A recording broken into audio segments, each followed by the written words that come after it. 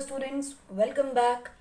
हम बात कर रहे हैं केमिकल काइनेटिक्स की और आज हम करने वाला हमारा फर्दर टॉपिक जिसके अंदर हम बात करेंगे डिपेंडेंस ऑफ टेम्परेचर, यानी कि टेम्परेचर के साथ किस तरीके से हमारी रिएक्शंस को फ़र्क पड़ने वाला है। Right, before we move on let us take a quick recap. हमने बात किया था रेट ऑफ रिएक्शन या ऑर्डर ऑफ द रिएक्शन कैसे निकाला जाता है। सो जस्ट अ रिकैप अगर हम देखें, for all kind of reactions अगर हमें ऑर्डर निकालना हो बच्चों, तो हमने देखा T half for zero order क्या था, 1/k/0। This is the for zero order reaction. The half life was 1/2 R0. Okay, that is R0/2k. Sorry, R0/2k. And for the first order reaction, it is 1/k.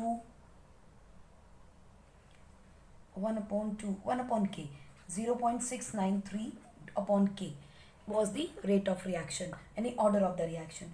So बच्चों यहाँ से आप एक चीज़ और देख सकते हैं, जो टी हाफ है उसकी रिलेशनशिप क्या है विद आर नॉट।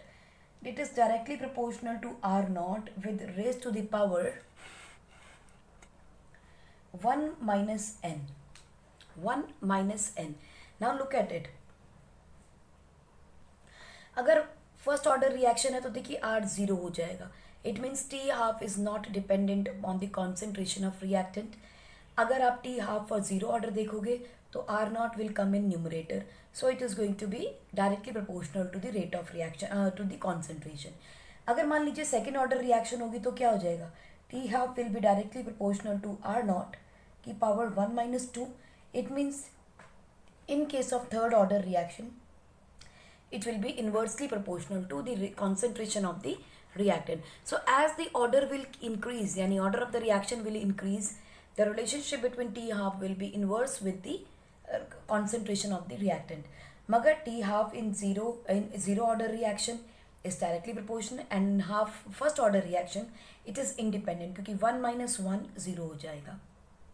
So बच्चों, order of the reaction, how to determine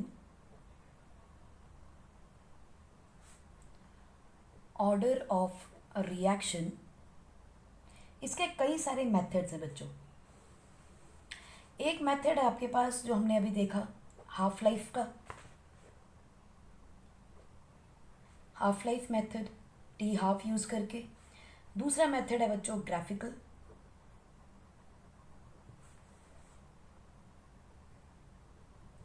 तीसरा मेथड आपके पास आएगा इंटीग्रेटेड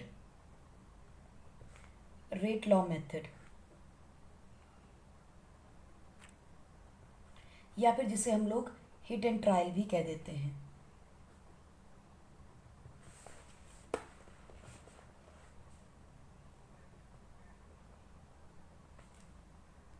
अब इसके अंदर भी आपके ये जो दो मेथड्स हैं, graphical method and half life method, ये मोस्टली आपके कॉम्पिटिशन्स में यूज होंगे फॉर कॉम्पिटिशन्स। लेकिन जो आपका एक और मेथड इसमें आएगा बच्चों, that is the initial rate method. जो ये दो मेथड है ये इंपॉर्टेंट है आपके बोर्ड के लिए। तो चलिए एक बार देख लेते हैं, है ना। हाफ लाइफ मेथड जो बोर्ड के अंदर भी आएगा, या जो आपका ऑर्डर ऑफ रिएक्शन किसी भी तरीके से हमें जब निकालना है, how we can calculate it. So example देखते हैं बच्चों, हाफ लाइफ मेथड की देखते हैं पहले। T half life is equal to R/2k, R0/2k। किस ऑर्डर में, जीरो ऑर्डर में, राइट। और फर्स्ट ऑर्डर रिएक्शन की बात करें तो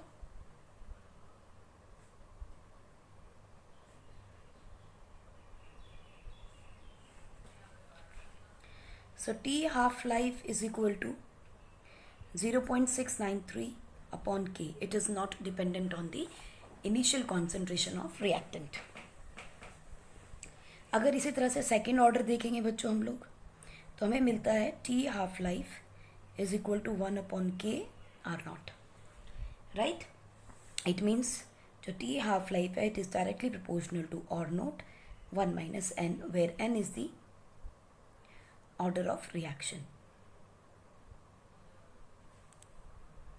Let us take an simple example. Let us take, this is the initial concentration versus half-life. T1/2. Initial concentration है R1, then R2 at time T1, at time T2. Correct? So आप क्या लिखोगे? You will say, if you need to find out the order of the reaction, so T1/T2 is equal to R1/R2 की power 1 minus n. सो इस basic formula से हम अपने सारे questions को इजीली फ्रेम आउट कर सकते हैं कि ऑर्डर क्या है, क्योंकि T1/T2 हमें गिवन है, R1/R2 गिवन है, n निकालना है. So we can easily calculate n. Example देखते हैं बच्चों, क्वेश्चन करके देखते हैं. Question is the half life of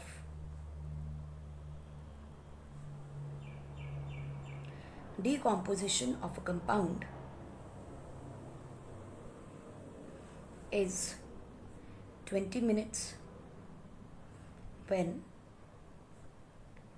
the initial concentration of compound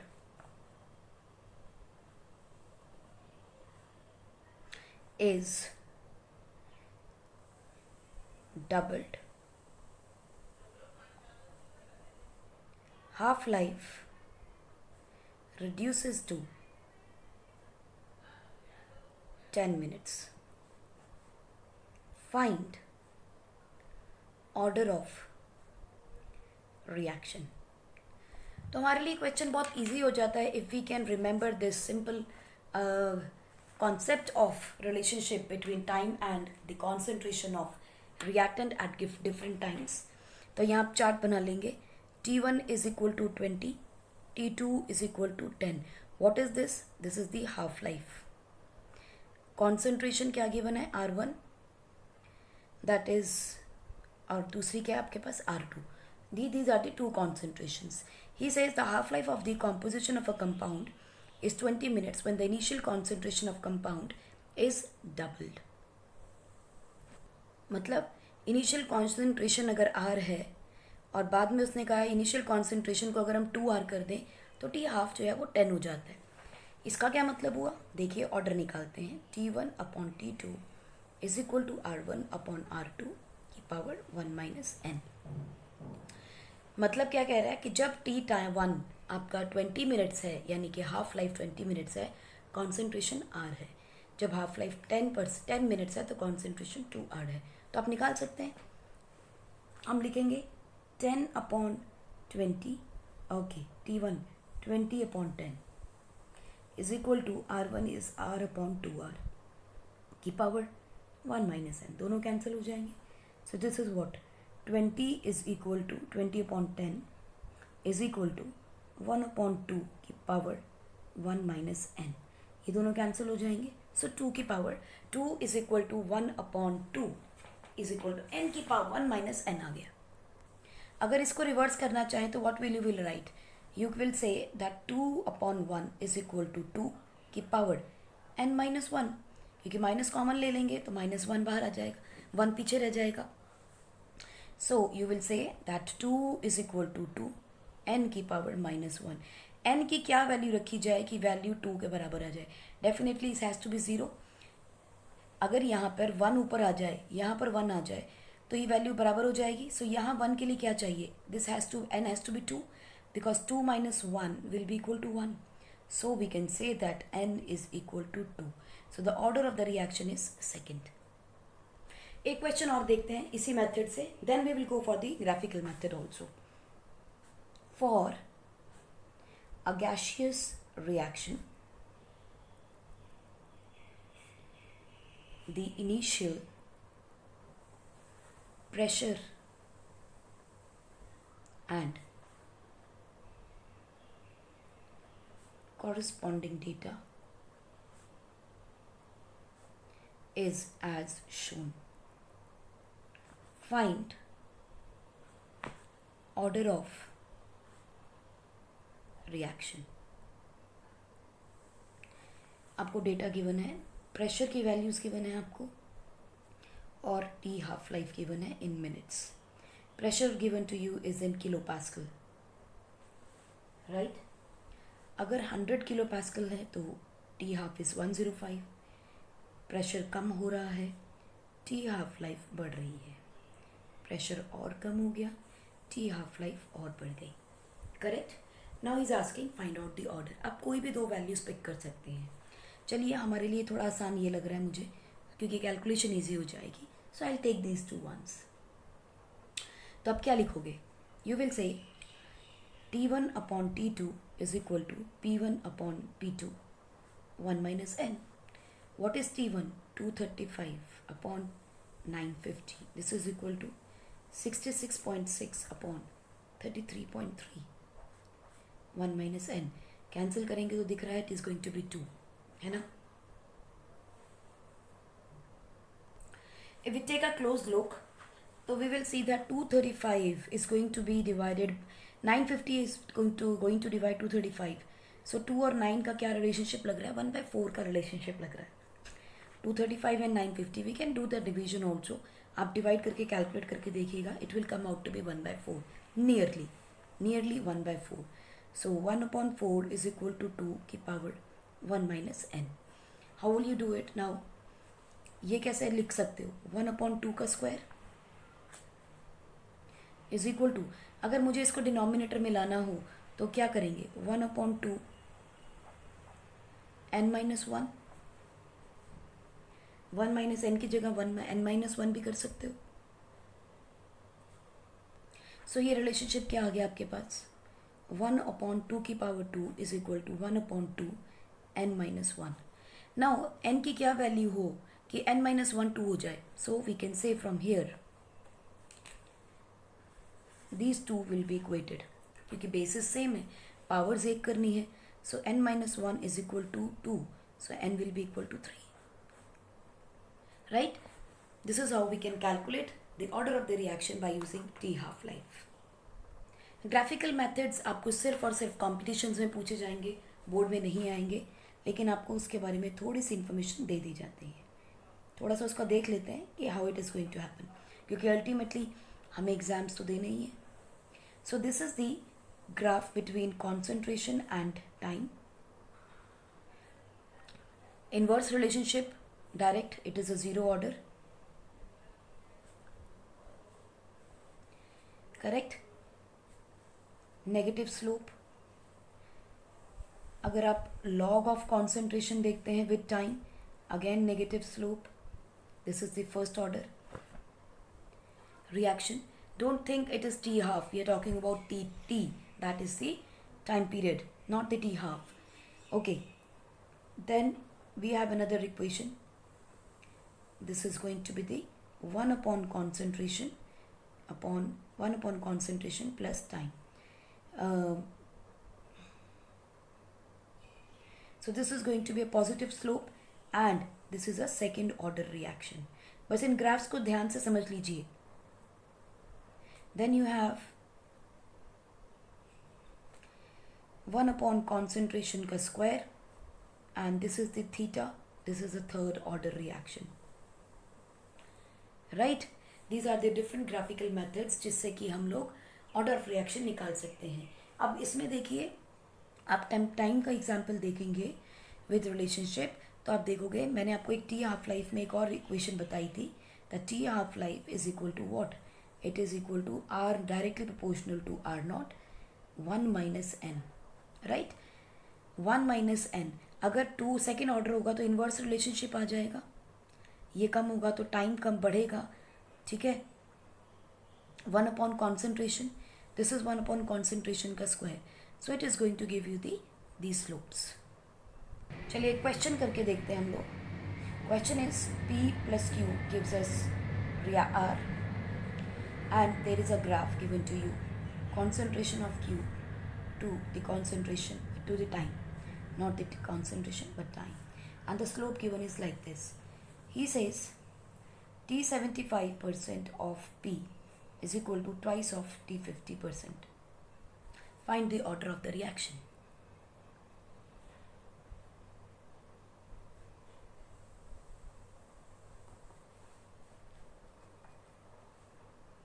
अब यहाँ देखिए Q का कॉन्सेंट्रेशन टाइम के साथ दिया है with a negative slope, so we can say that this is with Q the concentration के साथ it is a zero order reaction.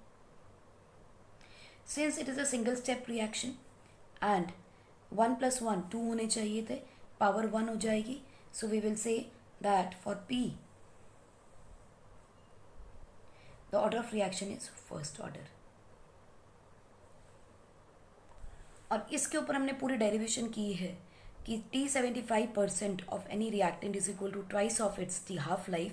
This is only possible in first order reaction. So दोनों के respective हमने अपना order देख लिया. So what will be the final order? Q के power 0, P की power 1. So it is going to be N will be equal to 1 plus 0, that is equal to first order reaction. Next हम देखते हैं हमारा अलग method, third method which is important for board, that is the integrated rate law method. Integrated rate law method क्या होगा बच्चों? इसे ही हम बोलते हैं hit and trial method.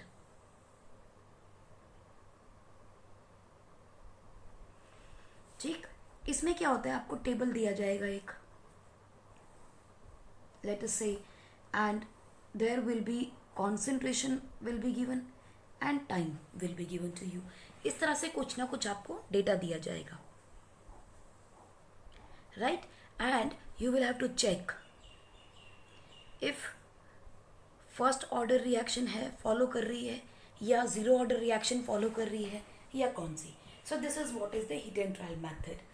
Like अगर हम लोग फर्स्ट ऑर्डर रिएक्शन देखें तो टी का ये रूल फॉलो होना चाहिए, यानी कि 2.303 upon K log to the base 10 of R naught upon R. Correct? This should fulfil the criteria.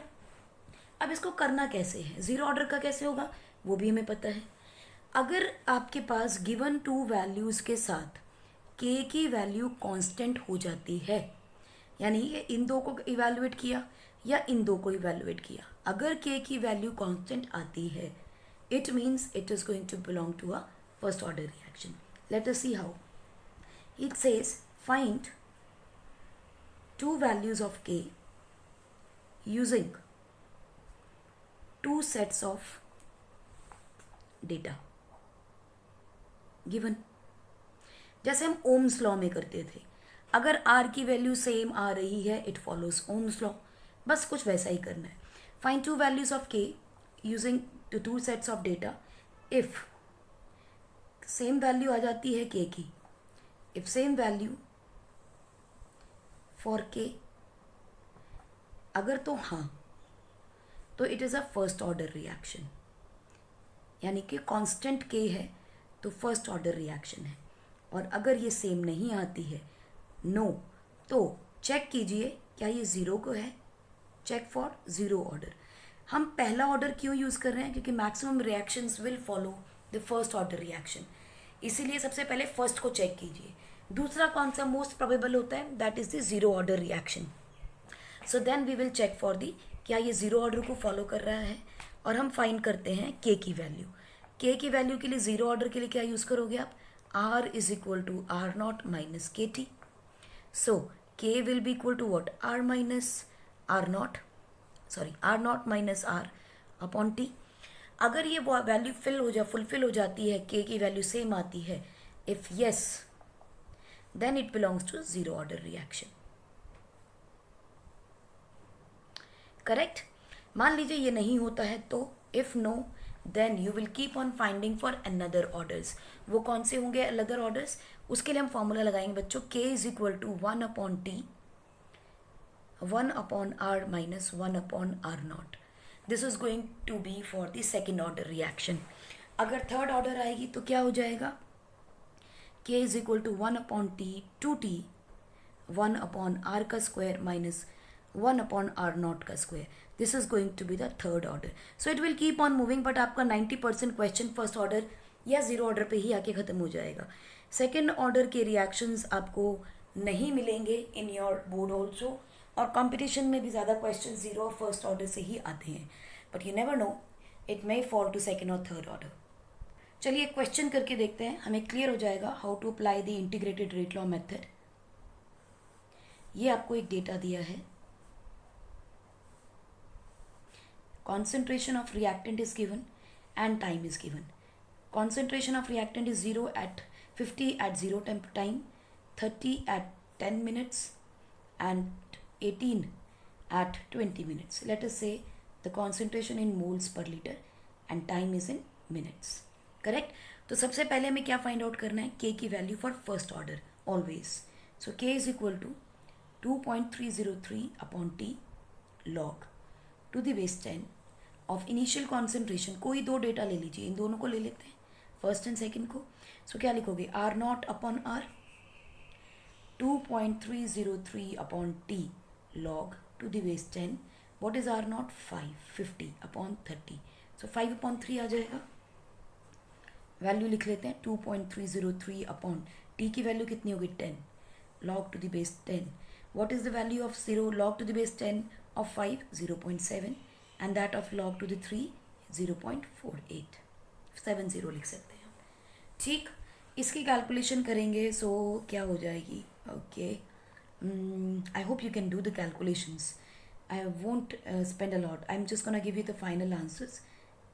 So it is going to be 8.06 upon 24, which is, हमने compare करनी है. दस ज़रूरी नहीं पूरा कैलकुलेशन करें, आप यहाँ तक रुक सकते हैं. And let us find out, this is let us say K1. अब हम वैल्यू यूज़ कर लेते हैं this one and this one, यानी फर्स्ट एंड थर्ड.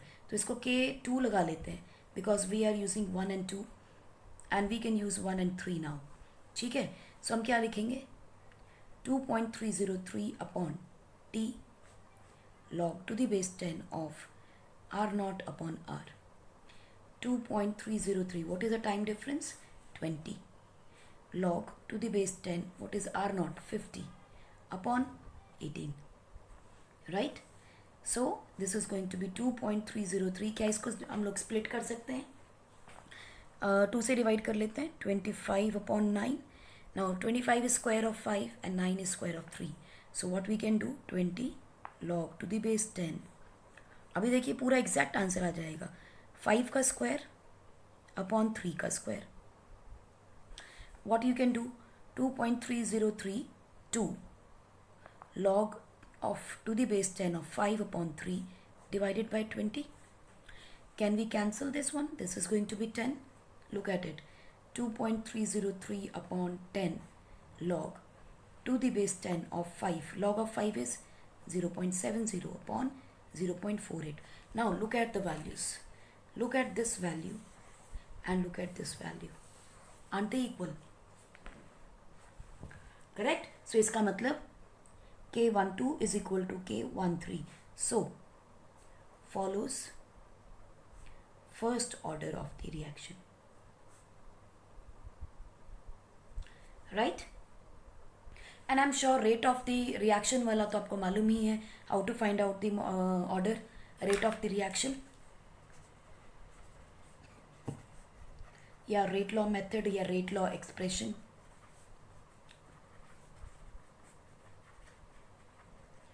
ये आपका सिंपल मेथड जो हम शुरू से करते आए हैं, that is A reacts with B to gives you C plus D.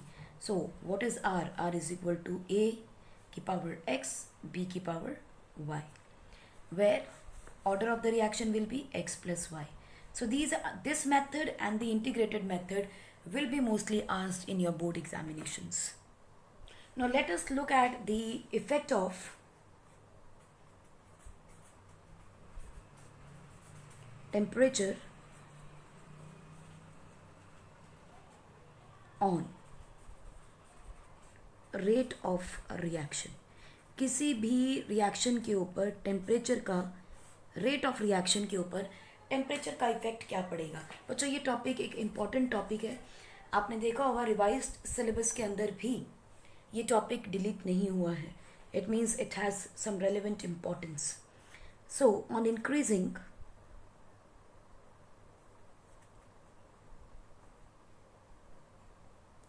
temperature, rate constant increases, so a rate of reaction increases.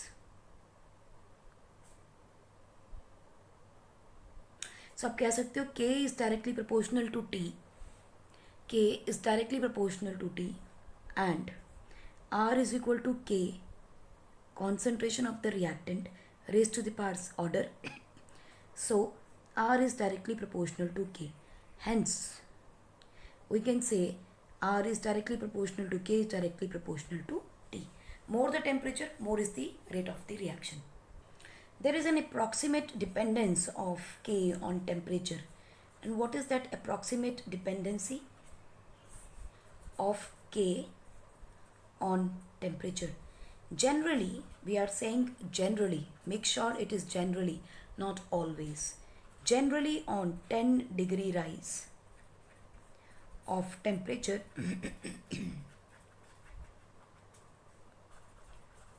a rate of reaction nearly, not exactly, nearly doubles. और इस general approximate dependency को use करते हुए we से changes for reaction.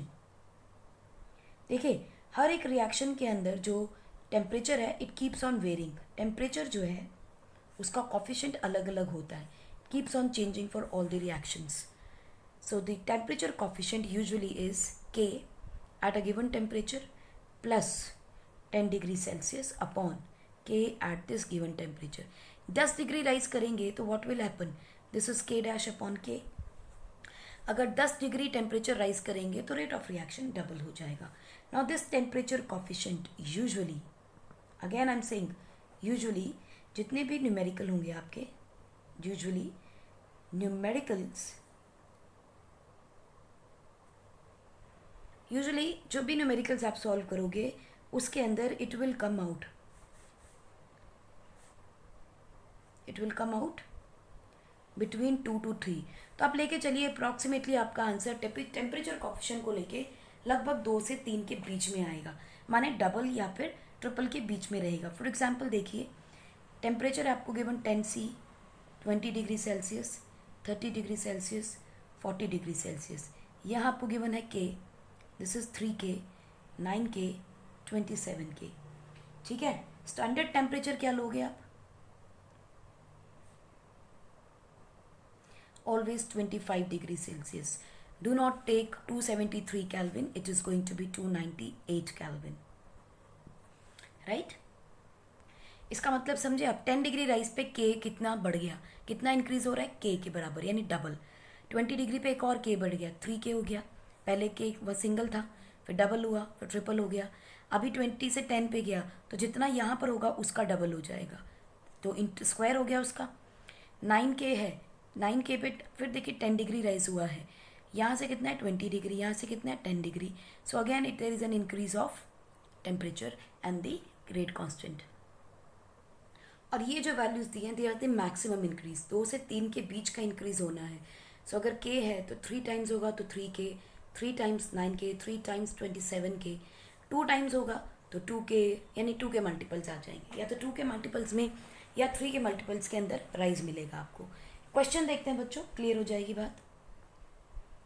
For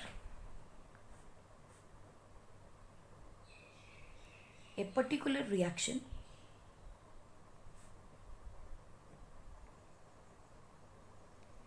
temperature coefficient is 2 if the rate of reaction at 20 degrees Celsius is X, find rate at 80 degree Celsius. 20 पे वो कहता है X है, 80 पे आपको निकालना है, सो वी कैन राइट 20 कि मल्टीपल ले लें, 2 का मल्टीपल लेना पड़ेगा हमें, 20, 40, 60, 80, ये भी कर सकते हो। एंड देखिए इंस्टेड ऑफ टेकिंग 20, 30 भी लिखते हैं, 50 भी लिखते हैं, 70 भी लिखते हैं, because we said every 10 degree rise will increase it by 2। Second temperature coefficient क्या है 2, और टेम्परेचर का डिफरेंस कितना लेना है 10 डिग्री। सो हर 10 डिग्री में वो डबल हो रहा है, ट्वाइस हो जाएगा। क्या बोला कि तो कहता है कि 20 के ऊपर अगर x है तो पूछता है 80 पे बताइए क्या होगा। देखिए 20 पे x है तो 2x, देन 4x, 4 का डबल 8x, 8 का डबल 16x, 16 का डबल 32x, और इसका डबल 64x। करेक्ट। सो आप यहाँ से देखिए कितने गैप्स हैं, 1 2 3 4 5 6, यानी आप लिख सकते हो 80 माइनस 20 इज इक्वल टू 60। हर 10 डिग्री राइज लेना है, डिवाइडेड बाय 60, 6 टाइम्स इंक्रीज करेगा। सो 2 का फैक्टोरियल लगाइए और उसके ऊपर पावर 6 लगाइए, you will get the answer 64। दोबारा देखिए गैप कितना है, 80 डिग्री और 20 डिग्री है, दोनों में गैप कितना है 60 डिग्री का। हम कहते हैं एवरी 10 डिग्री जितना राइज होता है तो इट बिकम्स x की पावर 2, डबल हो या 2x हो जाएगा, छोड़ो 2 की पावर, ट्वाइस x हो जाएगा। सो अगर 10 डिग्री में ट्वाइस x हो रहा है तो 60 डिग्री में कितना होगा, 6 टाइम्स हो जाएगा। लेकिन 6 टाइम्स ऑफ वॉट, आगे आगे आगे एक्सपोनेंट्स हैं, x का स्क्वायर डबल तो हो गया लेकिन उसके आगे उसका एक्सपोनेंट है। So that is Y we say it is going to be x की पावर 6, क्योंकि हमारे पास टोटल टाइम कितनी बार चेंज हो रहा है, 6 टाइम्स चेंज होगा। So it is going to be exponent 6। तो आसान तरीका क्या है, फाइनल माइनस इनिशियल कीजिए, divided by 10, you will get the value temperature coefficient raise to the power. दोबारा देखो क्या है, final temperature minus initial temperature, correct, divided by 10। Why 10? Because 10 factor से ही अगर इंक्रीज करता है तो k की वैल्यू डबल हो रही है। This is equal to what, temperature coefficient raise to the power this difference.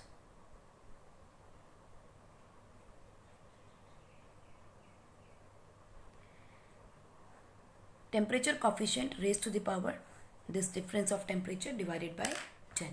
सो कहीं भी क्वेश्चन आ जाए आप आसानी से इसका जवाब दे सकते हैं। ठीक, एग्जाम्पल एक और देखते हैं। लेट अस से the particular reaction temperature coefficient is 3, और यही सब चीज़ें हैं, टेम्परेचर कॉफिशिएंट मैंने 3 कर दिया। So what you will write, 3 की पावर 6, ठीक है। So you have to write the exponent of the time coefficient.